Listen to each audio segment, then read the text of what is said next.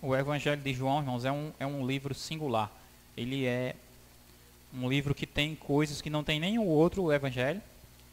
E um livro que foi escrito bem depois dos outros. Por exemplo, essa história aqui, do capítulo 11, só tem nele. Que é a ressurreição de Lázaro. Vamos ler apenas o verso 35. O que é que diz aí, Aldo? O verso 35. João 11, 35. Você está sem o óculos, é? É um versículo bem curto, né? Diz o quê? Jesus chorou. Você sabia que esse é o segundo menor versículo da Bíblia? Segundo menor. E qual é o primeiro? O primeiro é Jó 3:2. Disse Jó. Só tem isso, né? Jesus chorou tem 11 letras. Disse Jó só tem 7. E Jesus chorou é o segundo menor. Ele é um versículo curto, mas ao mesmo tempo extremamente profundo. Você não encontrava Jesus facilmente chorando. A Bíblia registra um episódio em que Jesus suou gotas de sangue. É assim? Contra um episódio em que Jesus se entristeceu, se angustiou no Getsemane. Mas aqui fala que Jesus chorou.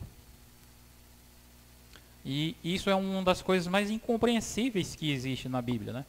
Por que Jesus chorou? Pelo que ele estava chorando?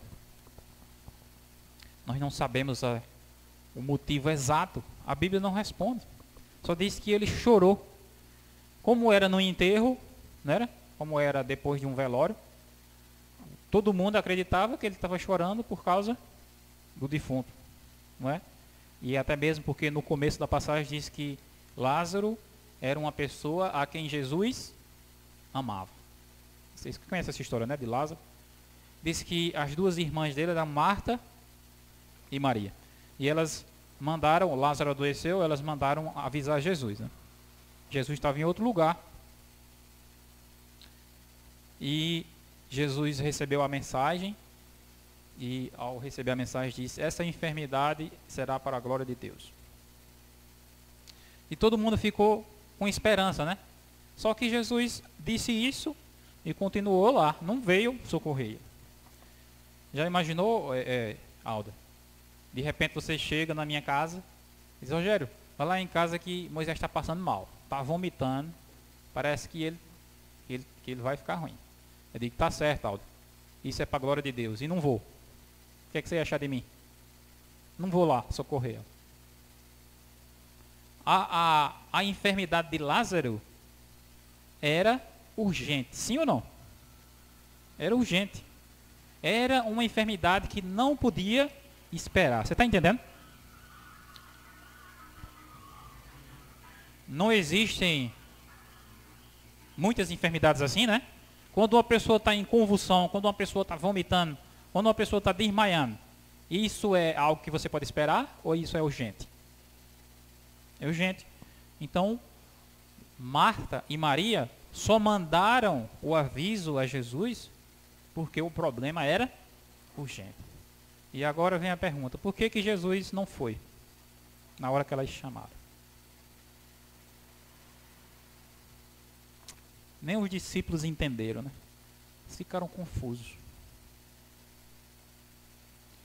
Ele conversou com os discípulos e disse: nosso amigo Lázaro adormeceu.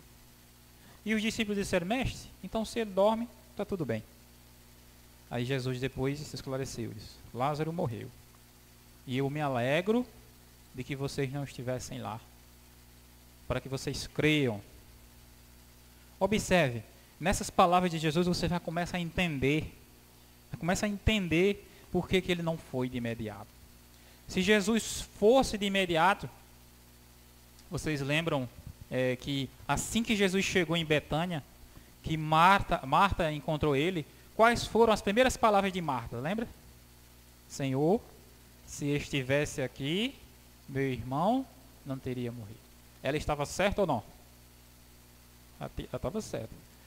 Se Jesus estivesse ali, Lázaro não teria morrido. E Jesus sabia disso.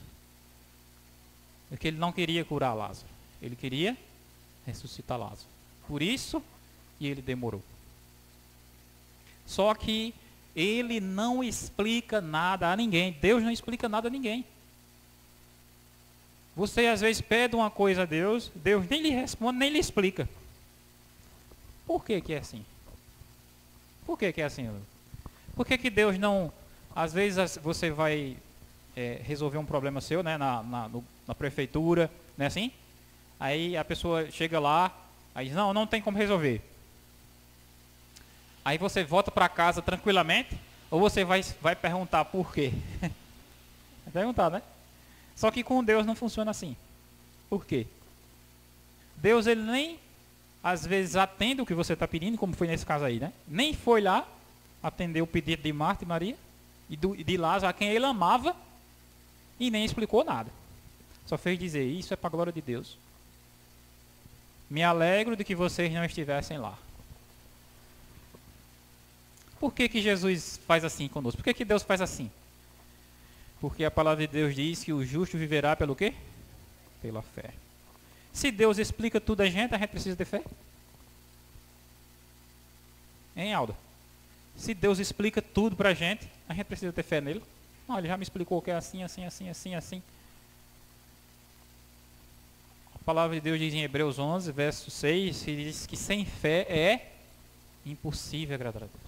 E aquela demora de Jesus era exatamente para provar a fé dos discípulos dele, a fé de Marta e de Maria, a própria fé de Lázaro e a fé das pessoas que não criam nele também. Quando Jesus planejou esse milagre, ele estava pensando não só em Lázaro, mas pensando em tudo isso, nos discípulos. Foi exatamente por isso que ele disse isso aos discípulos. Eu vou até ler com vocês aqui o verso 12, capítulo 11, verso 12. Disseram-lhe, pois, os discípulos, Senhor, se ele dorme, estará salvo. Aí o verso 13, Jesus, porém, falou com respeito à morte de Lázaro. Mas eles supunham que tivesse falado do sono, repouso do sono. Então Jesus disse claramente, Lázaro morreu. Aí o verso 15 ele diz, e por vossa causa me alegro de que vocês lá não estivessem, para que possam crer, mas vamos ter com ele. Observe, se Jesus estivesse lá exatamente na hora que as irmãs chamaram, ele teria curado Lázaro, sim ou não? Mas os discípulos não teriam se beneficiado da prova maior. Observe, a prova maior era a prova da fé deles. Quando João Batista morreu, os discípulos ficaram sem entender. Ele disse, mestre, o João Batista profetizou a teu respeito. O Senhor falou bem de João Batista. O Senhor tem todo esse poder. João Batista foi preso e o Senhor não fez nada. Eles não disseram isso a Jesus, mas eles ficaram com aquilo na mente. Você está entendendo? A fé deles começou a ser abalada. Ele tem poder. É amigo de João Batista. João Batista está preso. E ele não vai lá nem visitar. Eles não entendiam. Assim como acontecem coisas comigo e com você, que nós não entendemos, não é? A gente fica pensando, meu Deus, por que Deus faz isso? Para provar a nossa fé. Será que todos nós não já passamos por essas experiências, né? De ficar orando a Deus, pedindo a Deus, falando com Deus, e o tempo todo perguntando, por quê? Por quê? Por quê? Por quê? Porque, é como eu estou falando para vocês, Deus não explica porque Ele precisa ver a nossa fé. A fé dos discípulos foi provada. A fé de Marta e Maria foi provada. Chamamos o Senhor, por algum motivo Ele não quis vir, mas quando Jesus veio, elas ainda estavam acreditando nele, né? E Jesus falou para ela, Marta, se creres verás a glória de Deus. Teu irmão há de ressuscitar. Aí Marta disse, Senhor, eu sei que ele há de ressuscitar no último dia. Marta não tinha nem ideia, né, do que Deus estava para fazer. Esse mesmo jeito é a gente, né? A gente enfrenta situações difíceis, situações ruins. E você fica pensando assim, puxa vida, minha vida é só negativa, só coisas ruins. Porque eu e você nem temos ideia do que Deus pode fazer até com as coisas ruins. Ela não imaginava na mente dela que Lázaro ia ressuscitar naquela hora. Disse, não, Senhor, no último dia. Eu sei. Não, mas eu não disse a você que se você crer, vai ver a glória de Deus? Quem vive, aquele que morre e crê em mim, viverá novamente. E aquele que vive e crê em mim jamais morrerá eternamente. O Evangelho de João, irmãos, ele, como eu falei para vocês, né, é um livro singular, diferente dos outros evangelhos. São evangelhos sinóticos. Se você for ler o Novo Testamento, o Evangelho, ele é simplesmente uma repetição da mesma história, né? Mateus conta a história, Marcos conta, Lucas conta. Muitas coisas que tem em Mateus, tem em Marcos. Muitas coisas que tem em Marcos, tem em Lucas. Muitas coisas que tem em Lucas, tem em Mateus. Mas já em João, não tem parábolas, não tem coisas que tem em Mateus. Você pode observar direitinho. O livro de João, irmãos, os estudiosos dizem que ele foi escrito bem depois, quase 100 anos depois dos acontecimentos, 90 anos depois por aí, já perto de quando foi escrito o Apocalipse também, né? E cada evangelho, Alda, cada evangelho, ele tem um propósito, entendeu? Ele tem um propósito de transmitir uma mensagem. Ele conta a mesma história, mas focando uma mensagem. Por exemplo, o evangelho de Marcos, ele foi o primeiro a ser escrito, ele é o segundo, né? Ele foi o primeiro a ser escrito. O evangelho de Marcos, ele foi escrito por Marcos, Marcos ouvia as pregações de Pedro. Tudo que Pedro falava, Marcos escrevia. E foi assim que surgiu o evangelho de Marcos. O evangelho de Marcos poderia ser chamado o evangelho de Pedro, está entendendo? Porque Marcos não escreveu nada dele, escreveu simplesmente o que ouviu Pedro falando. E de repente aparece Mateus, depois, né? Mateus, ele procurou fazer um paralelo com a Torá. A Torá é a lei no Antigo Testamento, entendeu? Que tem lá os mandamentos, aí tem lá Moisés recebe a lei no monte. O evangelho de Mateus começa desse jeito. Jesus se senta no monte, né? E começa a dizer, Moisés falou isso, eu porém vos digo isso. Moisés disse, não matarás, eu porém digo, amai vossos inimigos. Mateus estava tipo falando para os judeus, não é? Que Jesus era o novo Moisés. Era uma mensagem assim, né? Aí o evangelho de Lucas, ele é um registro histórico. O evangelho de Lucas, ele faz uma pesquisa, né, em várias fontes e reúne num livro que narra a história de Jesus, chamando a atenção para detalhes que os outros não chamavam. Por exemplo, Lucas é que fala da visita do anjo a Maria, né? Que fala de Zacarias no templo, vendo o anjo também. Questões do nascimento de Jesus. Ele mostra uns detalhes também. Agora, já o evangelho de João, ele é totalmente diferente. Por exemplo, o evangelho de João, ele não tem parábolas, não é que nem nos outros evangelhos. E ele conta milagres que não tinham nos outros. Por exemplo, o primeiro milagre que aparece no livro de João é as bodas de Caná. Não tem no outro evangelho. Só tem lá. Jesus transforma a água em vinho. Aí logo mais à frente tem o paralítico de Betesda. Era um tanque que havia, né? E disse que tinha 12 pavilhões e disse que era amontoado de doentes ao redor desse tanque. Disse que acreditava-se que as águas se moviam. A primeira pessoa que entrasse na água quando ela se movia era curada. E Jesus cura um paralítico ali. Só tem lá em João também essa história. E depois diz que ele curou um cego de nascença. Pegou barro, colocou nos olhos do cego. Mandou ele se lavar no tanque de Siloé. E o cego dá uma aula de teologia para os judeus lá da época. Está registrado lá em João 9 essa história. A conversa de Jesus com Nicodemos, né? Mestre, eu sei que o Senhor é um rabi enviado de Deus, porque ninguém pode fazer os sinais que tu fazes se não for de Deus. Aí Jesus olha para Nicodemos e diz, em verdade vos digo que se não nascer de novo, não podeis entrar no reino de Deus. Essa história só tem em João. A conversa de Jesus com a mulher junto ao poço. Dá-me de beber. E a mulher disse, como sendo tu judeu, pede de beber a mim, que sou uma mulher samaritana.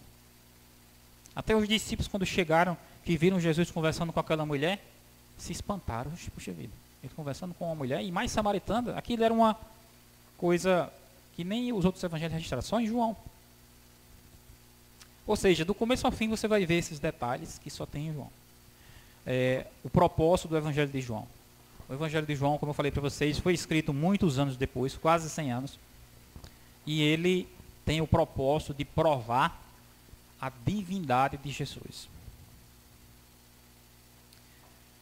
Hoje, eu e você, observe que aqui na nossa igreja, todos acreditam, né, na divindade de Jesus. As religiões no mundo acreditam. Mas até hoje em dia mesmo existem religiões que não acreditam na divindade de Jesus. E dizem que Jesus foi apenas um profeta, que Jesus foi um Deus menor, um enviado de Deus, né, assim. Tem até uma dissidência da igreja adventista que ensina isso no Brasil.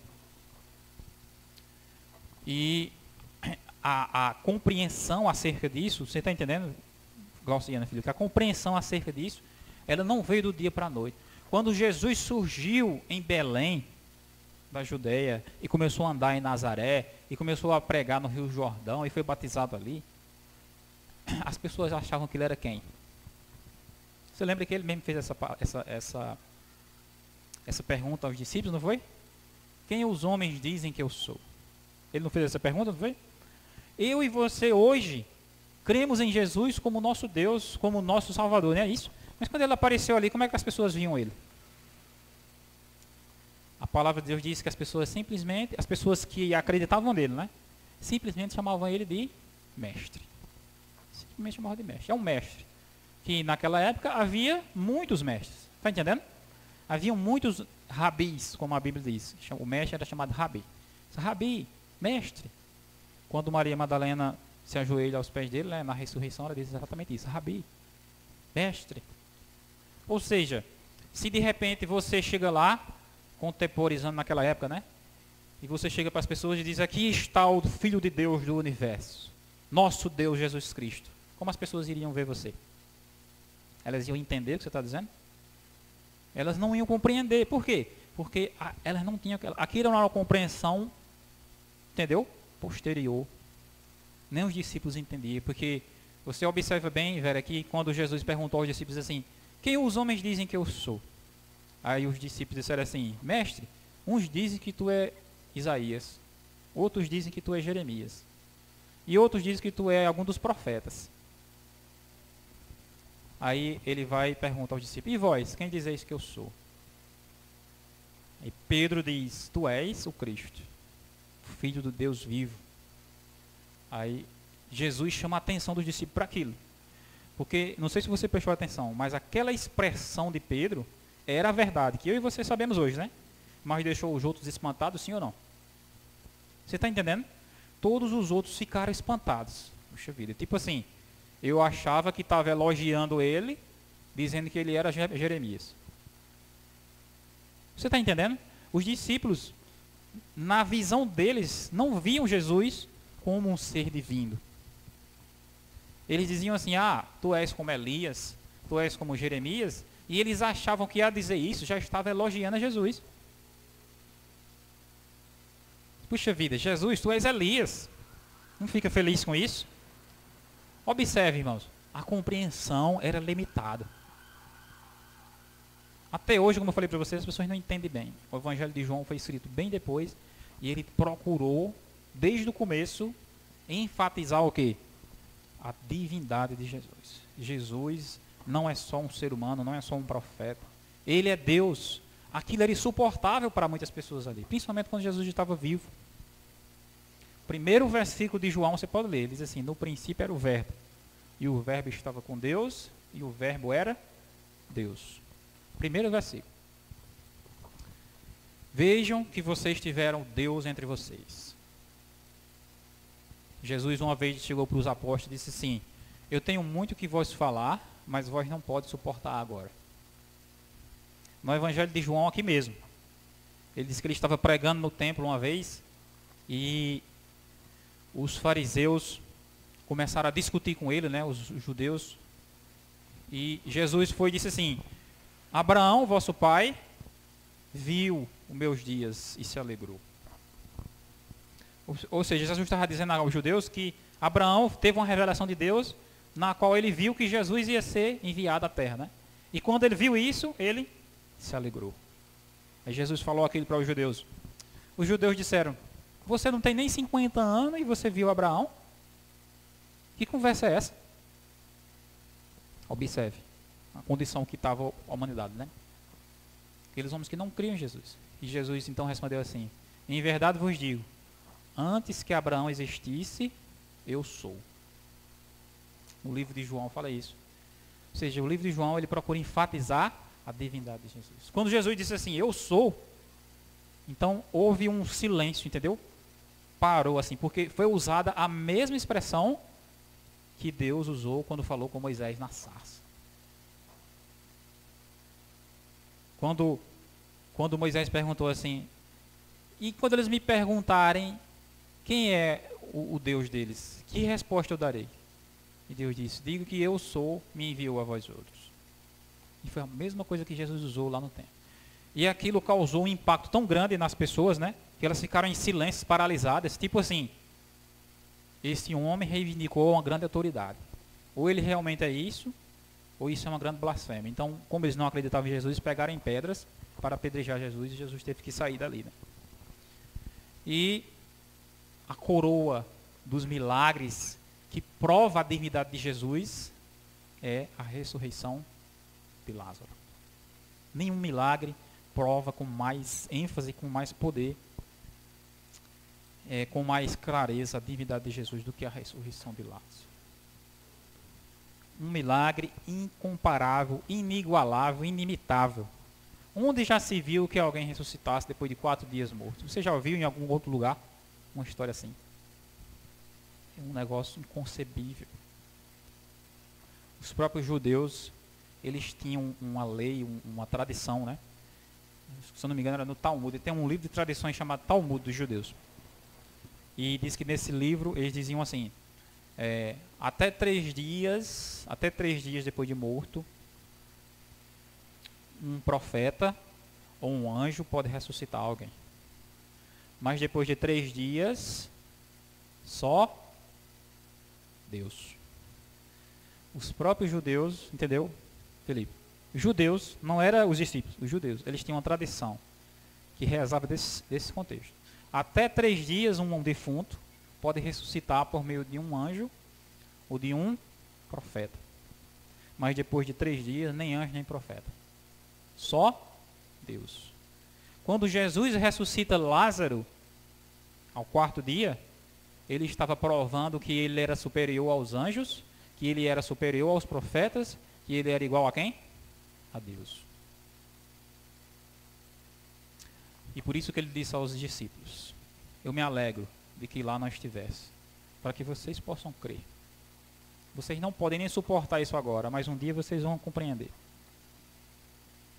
Meus irmãos, Jesus chega diante da tumba de Lázaro e ele faz uma oração que também é uma oração em favor daquelas pessoas que estavam vendo, porque ele não queria só ressuscitar Lázaro. Ele queria, preste atenção, ele queria trazer a fé, a crença, a compreensão, a mente dos discípulos, a mente daquelas mulheres, irmã do morto, a mente daquelas pessoas que estavam vendo do poder que ele tinha, de quem ele era, e de que elas poderiam, assim como aquele defunto, ressuscitar também com ele um dia. A oração que ele faz, Filipe, é exatamente essa. Senhor, dou-te graças, porque me ouvistes. Eu sei que sempre me ouves, mas eu digo isto por causa da multidão que aqui está presente. Só foi isso que ele orou. Tendo dito isto, tirai a pedra. E disse, Lázaro, vem para fora. Não existe, irmã Aldo, um poder maior do que esse.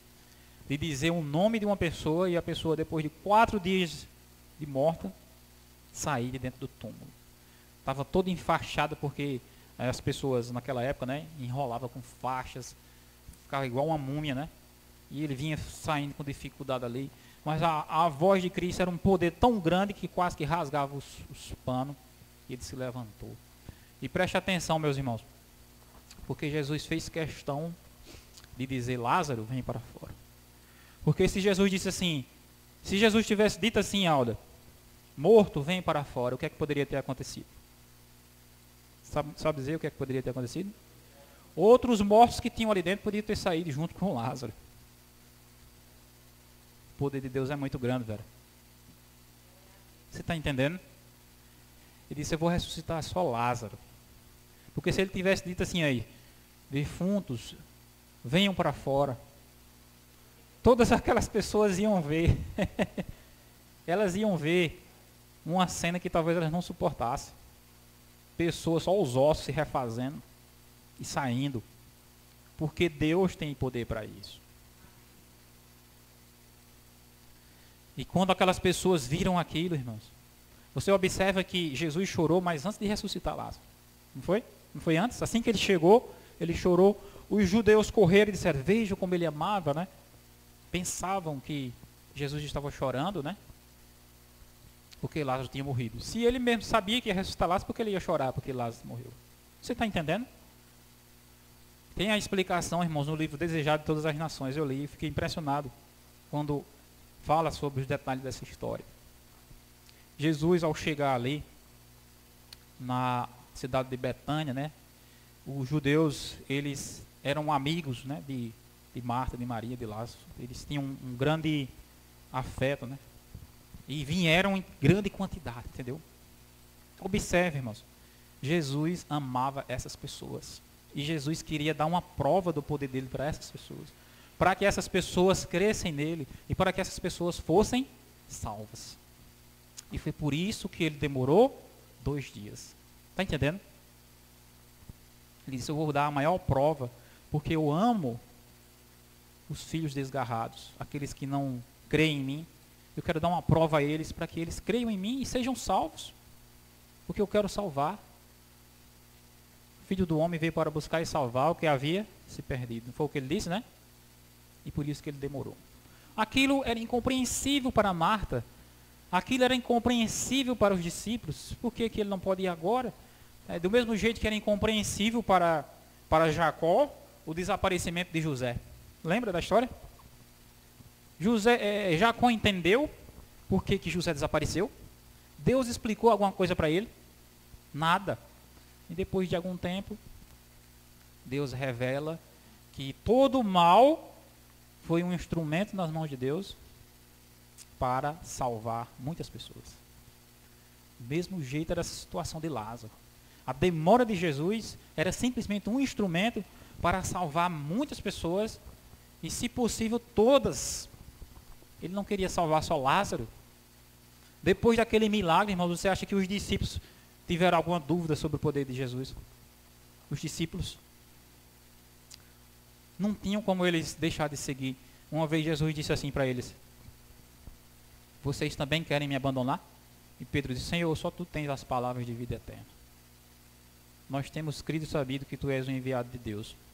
Temos visto com nossos próprios olhos. As pessoas hoje procuram colocar dúvidas sobre todos os milagres de Jesus, né? Mas você vê uma cena daquela, era praticamente impossível você não acreditar nele.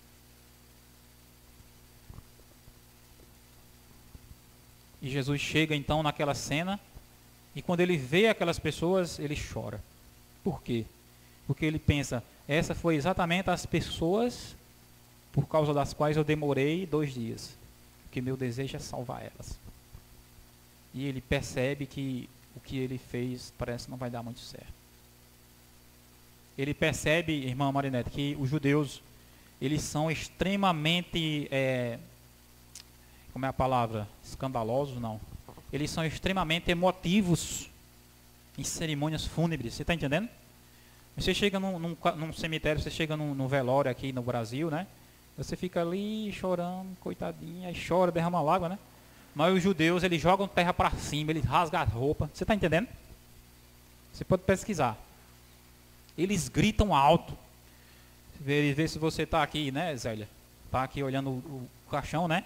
E está só assim. Ele chega perto de você, entendeu? E começa a demonstrar a emoção de uma forma muito violenta, entendeu? Cai no chão e rasga, puxa os cabelos. Ou seja, não tem como você ficar quieta ali perto, entendeu? Aquilo é algo muito espalhafatoso, que faz parte da tradição deles. Eles tiram aquelas roupas que ele usa e colocam as roupas sujas, roupas cheias de cinza, coloca terra na cabeça, joga terra para cima. E quando Jesus chega, ele observa aquilo, né? E Jesus, irmãos, ele é diferente de mim e de você. Eu e você, às vezes, olhamos as pessoas, né? A atitude das pessoas. E a atitude das pessoas, muitas vezes, nos engana. Não é? Às vezes você chega assim, a pessoa sorrindo. Por que fulano está sorrindo para mim? É meu amigo. Quando você vai pensar que não é, né? Mas você só vai perceber isso depois, não é? Mas Jesus não é assim. Quando Jesus chegou, que viu aquela cena, ele viu, irmã Marinette, que aquelas pessoas que estavam fazendo todo aquele escândalo eram as mesmas pessoas que depois que Lázaro ressuscitasse, estariam planejando a morte de Lázaro. Ao enxergar aquilo, como foi que ele se sentiu? Me diga aí. Foi por isso que ele chorou. E ele chorou, irmãos, porque ele também, além de ter o poder de ver o que aquelas pessoas fariam, ele viu o que aconteceria em consequência daquilo. Essas pessoas vão se perder.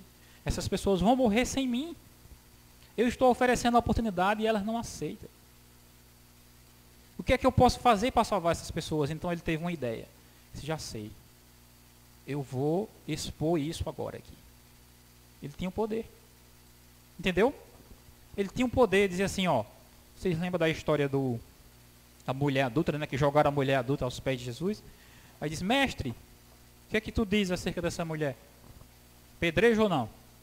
O que era que Jesus fazia? Ele apenas escrevia no chão com o dedo. Não era assim?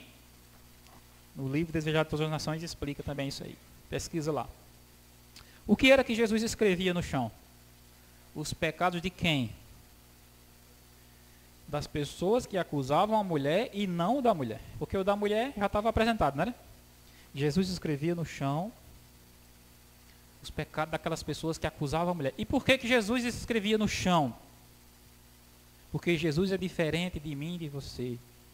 Jesus não tem prazer em expor ninguém. Você está entendendo? Em chegar para as outras pessoas da frente da igreja e dizer assim, fulano fez isso, fulano fez aquilo, e vamos disciplinar. Jesus escrevia no chão para que ninguém visse. E quem foi que viu? Eles próprios. Foram se aproximando de Jesus, insistindo na pergunta, né? E ao se chegar próximo de Jesus, viram ali no chão os pecados deles apresentados. E eles se sentiram assim, puxa vida, se esse homem aí fala isso aqui, a gente está ferrado. É melhor a gente sair de mansinho. Eles perceberam que Jesus conhecia todos os detalhes. E Jesus, mesmo conhecendo todos os detalhes, não expôs eles. Mesma coisa se deu na ressurreição de Lázaro, Aldo. Jesus conhecia que aquelas pessoas que estavam fazendo todo aquele escândalo ali, aquele chororô, eram as pessoas que depois estariam planejando a morte dele. Eram pessoas que logo depois da ressurreição iriam correndo dizer aos judeus. E os judeus iriam junto com aquelas pessoas planejar a morte de Jesus e de Lázaro. Como você se sentiria sabendo disso? E olhando para aquelas pessoas? Ele disse assim, ele tem o poder para expor, entendeu? Apresentar. Olha, eu vou mostrar a vocês aqui o que significa isso aí. Mas ele percebeu que aquele também não produziria coisa boa. E ele preferiu. É fácil ou difícil? É fácil ou difícil você segurar a revolta assim, velho? Tão difícil que ele derramou lágrimas. Que ele disse, o meu desejo maior é de salvar. Mas infelizmente elas não querem ser salvas. E ele chorou. Arrebentou em lágrimas. Observe, irmãos, quanto são profundas essas duas palavras. Jesus chorou. E queria salvar. E não pôde. Ele fez todo o esforço possível para salvar não só Lázaro, mas todos os seus discípulos, as duas irmãs de Lázaro e todas as pessoas que estivessem ao redor. A mesma coisa é na minha vida, na sua vida. Ele continua em silêncio. Ele não explica as coisas para mim nem para você. Porque ele prova a nossa fé. E se nós tivermos fé, as mesmas palavras que ele disse para Marta, ele disse para nós. Se creres, verás a glória de Deus. Se creres,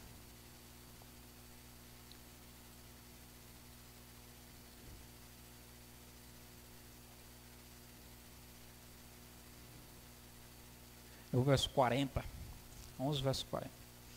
Marta diz, Senhor, já é 4 dias, já está cheirando mal. Irmãos, o ser humano já fede em vida, não é?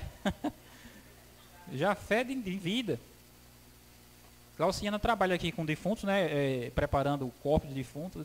2 dias, 1 dia, já está podre, na mesma hora já está podre. Está podre. É um negócio interessante. Revelando a realidade do pecado. Marta disse, Senhor, a catinga é grande, não abre isso aí. Marta, se creres, verás a glória de Deus. Nosso Deus é poderoso, irmãos. O nosso Deus é tão poderoso que com uma palavra pode fazer levantar os mortos dos túmulos todos. Qual é a tecnologia que pode fazer isso? Não existe. Uma voz vinda do espaço. O livro de Tessalonicenses diz que ao ouvir-se a voz do arcanjo, no ressoar da trombeta de Deus, os mortos em Cristo ressuscitarão primeiro. Amém? E depois nós, os que ficarmos, seremos transformados. Esse é o poder de Jesus. Amém? Que Deus nos abençoe. Vamos orar? Pedir que Ele fortaleça a nossa fé.